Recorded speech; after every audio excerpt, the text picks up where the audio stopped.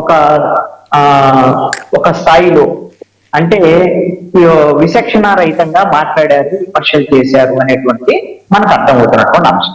ఇది ఎందుకు చేశారు, కారణం ఏంటి, ఇది ఎవరు తిట్టమంటే తిడతారు అనేటువంటి విషయాన్ని కూడా చాలా ఖచ్చితంగా డౌట్స్ ఉంటాయండి దీంట్లో. రాజకీయ పరమైనటువంటి పొలిటికల్ బాస్లు వాళ్ళ నాయకులకి ఏ విధమైనటువంటి డైరెక్షన్ లో రాజకీయాలు నడపాలి అనేటువంటి దాని మీద ఖచ్చితంగా అలాంటి డైరెక్షన్స్ ఇస్తారు.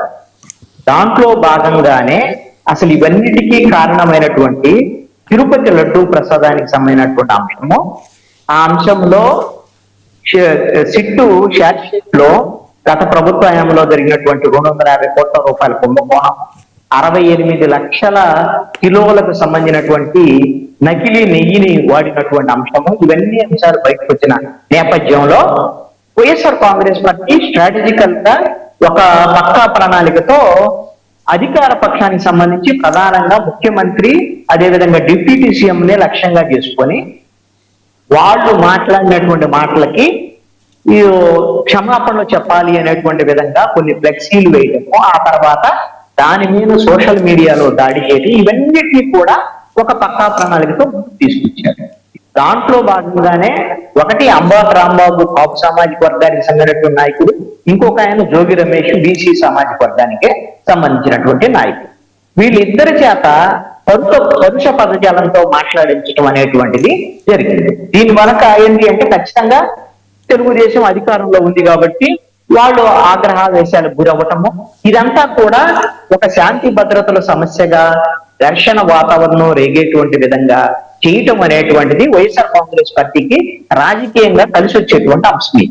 ఎందుకు కారణం ఏంటి అంటే వైఎస్ఆర్ కాంగ్రెస్ పార్టీ అధికారంలో ఉన్నప్పుడు అప్పుడు ముఖ్యమంత్రిగా ఉన్నటువంటి జగన్మోహన్ రెడ్డిని ఏదో పట్టాదు అన్నాడు అనేటువంటి దాని మీద తెలుగుదేశం పార్టీ ఆఫీస్ మీద దాడి, అదేవిధంగా చంద్రబాబు నాయుడు ఇంటి మీద దాడి, ఇవన్నీ జరిగినప్పుడు అరే వైఎస్ఆర్ కాంగ్రెస్ పార్టీ అప్రజాస్వామికంగా వ్యవహరిస్తుంది, దాడులకు పాల్పడుతుంది, ఈ విధమైనటువంటి దాడులకు పాల్పడే సంస్కృతి వైఎస్ఆర్ కాంగ్రెస్ పార్టీది అనే ఒక ముద్ర వైఎస్ఆర్ కాంగ్రెస్ పార్టీ మీద ఉంది.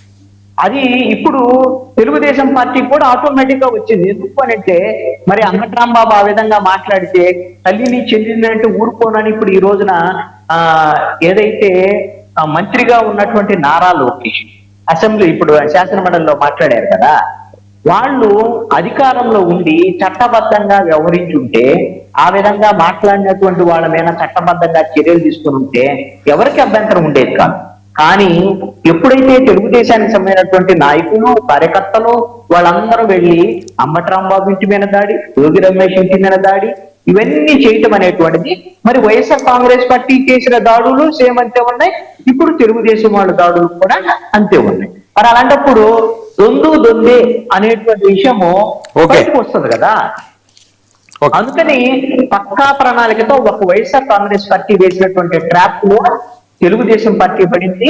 ఈ రోజున తెలుగుదేశం పార్టీ ఎన్ని చెప్పుకున్నా మేము ఆ ప్రజాస్వామికమైన చర్యలకు పాల్పడము, మేము చట్టబద్ధంగా వ్యవహరిస్తామని చెప్పుకోవడానికి అవకాశం లేకుండా పోయింది. ఇప్పుడు నారా లోకేష్ మాట్లాడినటువంటి మాట తల్లిని అంటే ఊసుకోమనేటువంటి మాట చట్టబద్ధంగా వ్యవహరించడం వరకు చెప్తే బాగానే ఉండేది.